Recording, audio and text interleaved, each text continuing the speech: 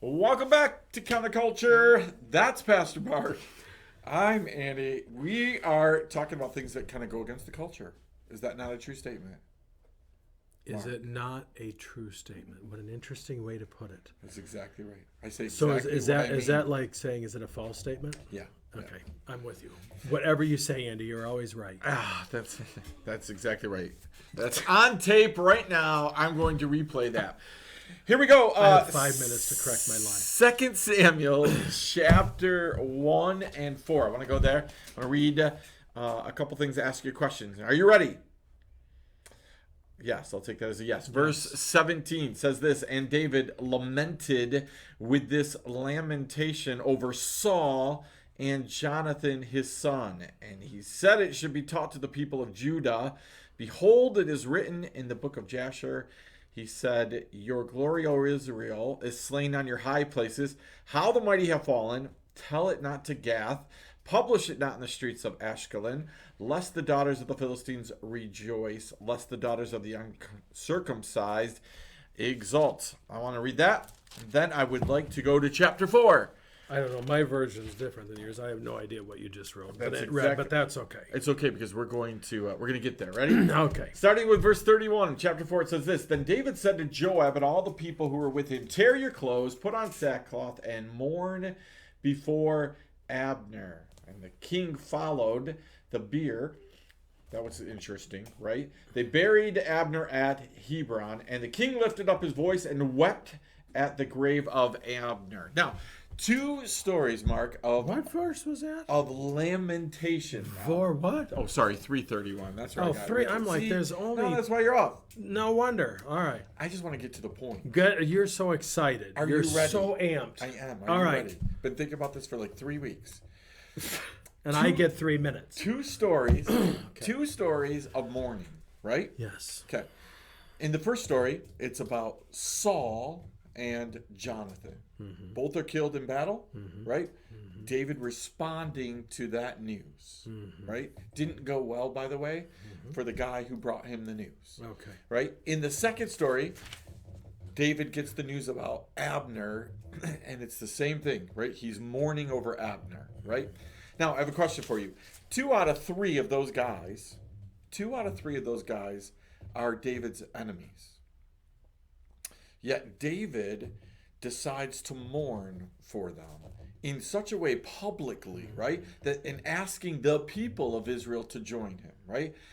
I can get to David mourning for Jonathan, right? Jonathan, the Bible says Jonathan and David's hearts were as one, souls knit together. It's all good stuff, right? But Saul is the guy who tried to kill David twice with a spear. Saul's the guy who David ran for 13 years from, 10 years from, right? Abner is the guy who put Saul's son in place of David as king, right? Abner was the commander of the army of Israel against David, right? And yet, 3 men David hears about dying, and all three of them he mourns in a public way. So my question to you is this. How do we get to a place where we actually mourn for the lives of those who we don't like or who are out to get us? Because we don't see that today anywhere, right? How do we get to that place? I don't know, but it disgusts me when I see people, when Barbara Bush died. Yeah. And that professor, wherever she was at, and it doesn't matter, but the disparaging, despicable comments she made about her. Right. The way that people put, I'm going to say curses on the people. Well, I hope you starve, and because you don't agree with me, and you're mean. Yep. It's so interesting to me, the intolerance that is judged upon others is not seen by our own, and we don't see our own intolerance. Right. It's just, well, it's okay for me to be mean and nasty, but it's not. It's because you were mean and nasty. Good night. Are we in kindergarten again? Crying out loud! What is the deal? I think it's because we don't value people. Just because you do not value the person in office, I would not. I think it's a terrible thing. We're watching Joe Biden. He's deteriorating because of age. I don't wish that on anybody. Nope. It hits too close to home with my own parents who are in their 80s. Yep. And I'm sitting there thinking to myself, would I prop my parents up just for, I don't know why they're doing it. Let the man have some peace in his old age, instead of putting him up there humiliating himself in the whole country because he can't put a sentence together. It's disturbing to me, but I think it speaks to the lack of value we put on human lives. Yep. When you start killing infants, and then you start saying you're over 70, and I did read about this last year somewhere, or something about some senator, I don't know, of a particular party that tends to lean to this side, that, well, if you're over 70, you don't have a contribution to make. Yeah. Here's what's sad. I remember one time when I was pastoring in a particular town and church, there was a group that met in our church after we did, and they met in the afternoon. It was Polynesian group, and it was Samoan. I'll just give him credit. It was Samoan. And I remember talking to the pastor. I said, "So what do you got going?" He goes, "Oh, we're going to go over to the old woman's house after church." I said, "What did you just say?" Yeah, you can't say that. I said, "You can't say that." And he goes, "Mark, in the Samoan culture, that's a compliment. Yep. Only in America do we despise age. We do not see the value. So we don't see that when a person in their 80s passes away, that we have lost volumes. Amen. We have lost volumes of information. When I have quite a few older saints in my church. I grieve deeply for them when they pass away. When I've lost quite a few, because I know that I have lost prayer warriors. I have lost people who have propped me up, who have come alongside me and loved me well. That's why I tell young pastors who are planting a church or taking a church, and they're like, "Oh, I got to get rid of the old people." I said, "Don't you dare get rid of those old people." I said, "Those old people, they may not agree with you all the time, but they're going to be the ones that keep tithing. They're going to be the ones that show up when no one else will. They're going to be the ones that love you and help you learn and grow, in spite of the fact that you're probably a jerk sometimes because you think you know it all and you don't." Yeah. Do not despise that. But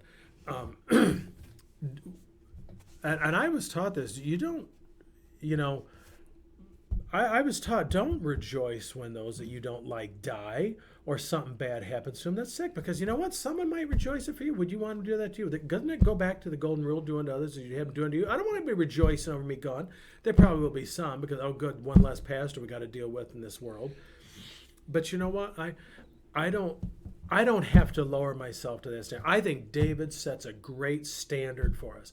I may not, and we are told to pray for, and they're not our leaders, by the way. Right. They work for us. They're representatives. They're representatives. Yep. And some of them aren't doing a real good job, in my opinion, right now. But they are not our leaders, but I disagree with many of them on both sides of the aisle. Right. Okay. I am told to pray for them. And I don't wish, I had seen some searching through YouTube or something that showed up, "Oh, I've had this word of prophecy, two senators or representatives are going to die." And I'm like, I'm not happy about that. I don't want them to die. I'd like them to get out of office probably, but not that way. That's sick. Right. That speaks of our depravity and of our carnality. Yeah. In many ways. And I think David sets a beautiful thing, an example for us to say, for those that you necessarily don't agree with. And Vito Corleone said it better. Said it best. Keep your friends close, keep your enemies closer. Okay, that's beside the point. I just couldn't resist that. But I think, to value that, the people that sometimes we like, oh God, get these people that are they're just rough around the edges. Well, they're probably filing down the rough edges on you. I think it's funny. I've told you before that I read a book once by a guy named Ron Carpenter, pastor out, I think, North Carolina.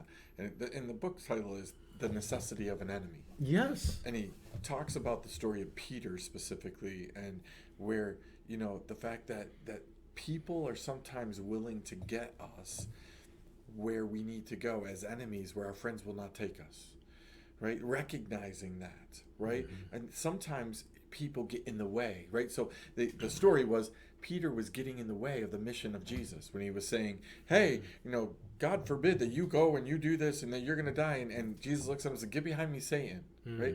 You are not for me, right? Mm-hmm. And I think that sometimes that's important that we understand, like, hey, sometimes there is value. We can find value in people, mm-hmm. right? Whether or not we agree with them 100%. But I love what you said, and I would just say the same thing.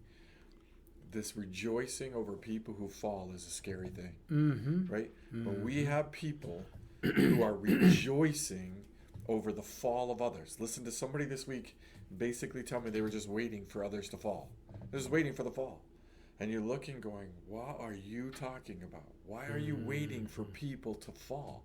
Why would you not attempt to do all that you can to avoid that, right? Mm-hmm. And again, we then say, well, we tried. Well, you shouldn't rejoice. If you tried and you failed, you shouldn't be rejoicing in that, right? So again, we look at this whole thing and we say, as a Christian, can we get to the place where we're praying for our enemies mm-hmm. and where we're loving our enemies? Which we are told, pray for those who persecute you. Yep. Bless your enemies and pray for the. I think those are Jesus. I remember the reference. No, it's a Hebrews. Isn't it Hebrews? Mm-hmm. Hebrews 12. Yep. That's right. Yeah. Bless those and pray for those who persecute you. Yep. Your enemies. Exactly. And we want to do that. So, all right. Well, I think we'll leave it right there on counterculture. It's amazing how 11 minutes goes by so quickly.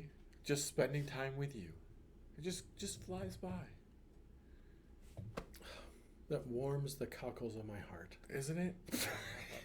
That's right. Or I'm just stuck in a, what is the word you used today? Liminal space. I'm stuck in liminal space today. It's almost as though, like you time just stands still.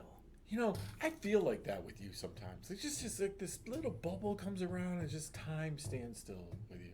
It's like time in a bottle. If I could put time in a bottle. There we go.